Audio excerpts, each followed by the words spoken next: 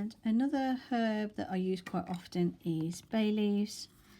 Bay leaves, you get these from the supermarket, fairly cheap. I think it was about £1, and I've got loads of them in a big jar, and then I've just used them to fill up this little jar. It doesn't cost a lot.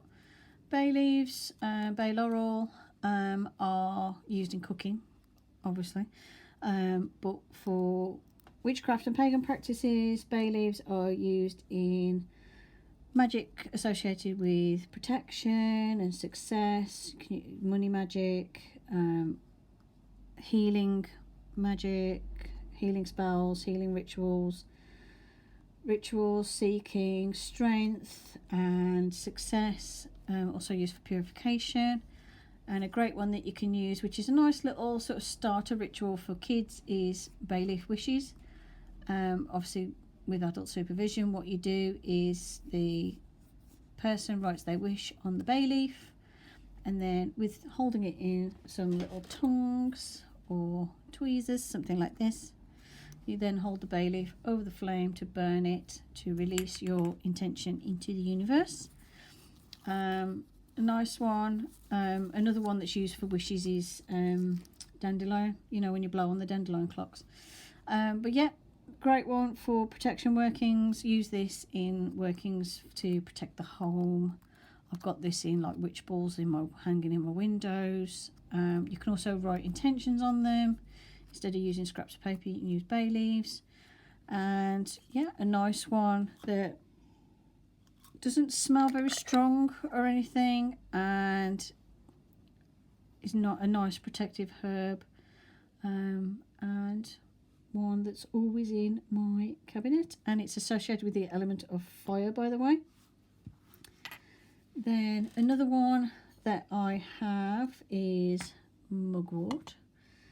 This jar's like an old pasta jar, if you wonder where I get my jars from.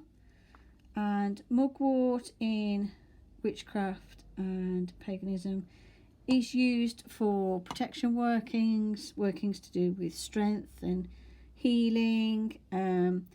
Mugwort is said to amplify magical workings and aid in like astral protection and stuff.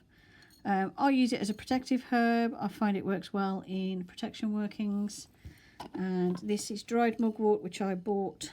It came in a little kit. It was like one of them witchcraft kits where you buy like a few packets of herbs, and this was one of the packets of herbs that I bought. If you're wondering where to get herbs and things from, ones like rosemary and stuff, the supermarket, and then other ones like this, like your witchy herbs, you can get them on eBay, Amazon, local witchy shops, loads of places. Most sort of witchy shops will have mugwort because mugwort's used quite often. And this one's also good for helping with protection in dreams and having like good dreams. So I've got mugwort in my sweet dreams pouch. And another good herb, as you can see, I haven't got loads of it left. I've got a little bit left. And another good one to have in your witchy cupboard. Mugwort, by the way, is associated with the element of earth, so it's nice to bring that sort of earth magic to it. Now in here I have some juniper berries, and juniper berries, I actually ordered these off eBay, if you're wondering where to get them from. And they have the same properties as cedar berries, and with these are protective. I mean, the same thing anyway. They're great for protection, great for cleansing and repelling negative energy. Some people wear these as little bracelets, or keep a few in their pocket as little good luck charms. I think I put a couple in my sleepwell pouch. I might not have actually, but some people make these into little bracelets to wear for short term, spell work, for some protection. Put them in spell jars, witch balls, and anywhere where you want to repel negativity and you want that protective energy. Used also in healing spells. And juniper berries are associated with the element of fire.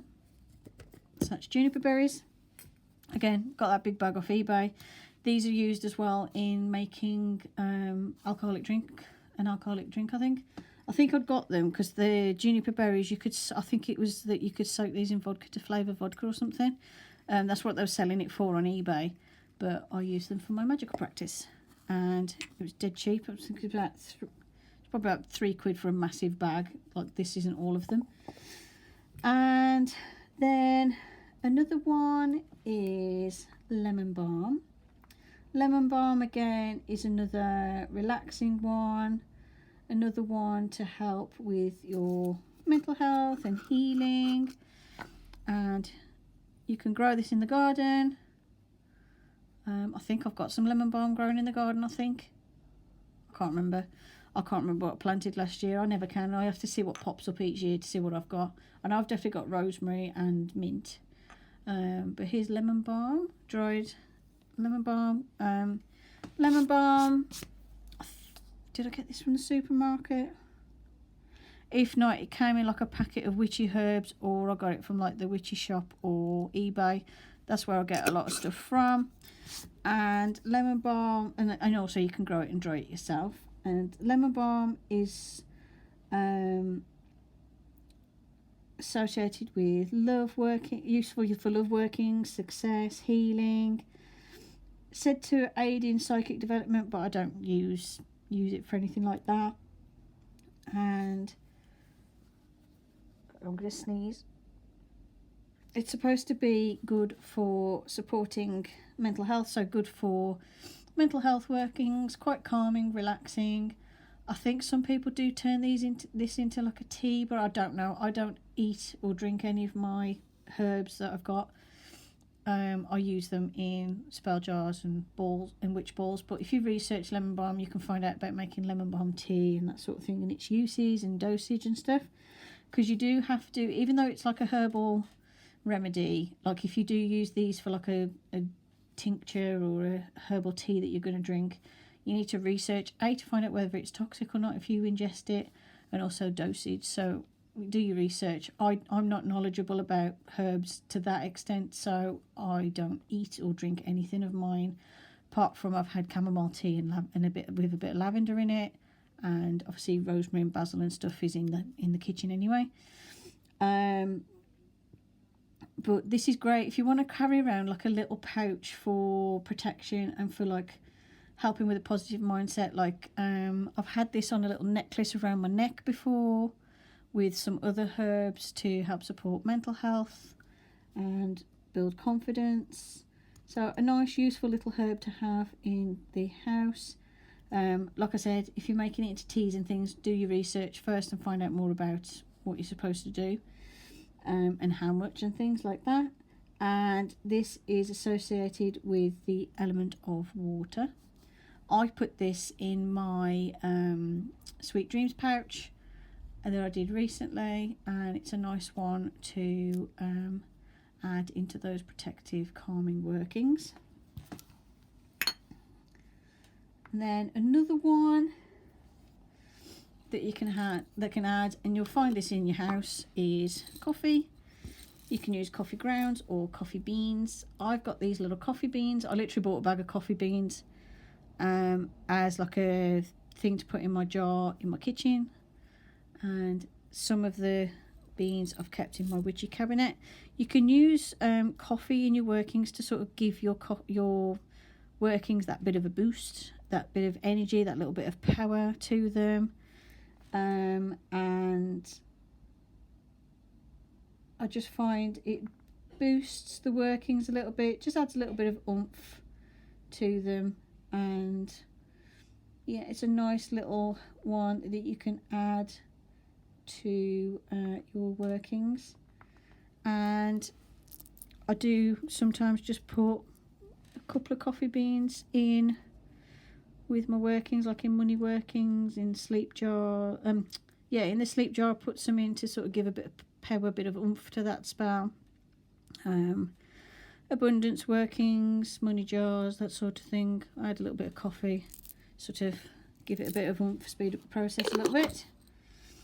And those are my commonly used herbs, so you can see what I use the most and which ones are what they're used for, and their little correspondences. If you would like some more videos on correspondences for herbs and more information about them, because there are more herbs that I've not listed here or used. This just happens to be what I grabbed out of my witchy cabinet because it's the stuff that's at the front because it's used the most. So yeah, hope you enjoyed this little video about some herbs and their correspondences. These are my most used herbs, and thank you for watching. Blessed be, and bye for now.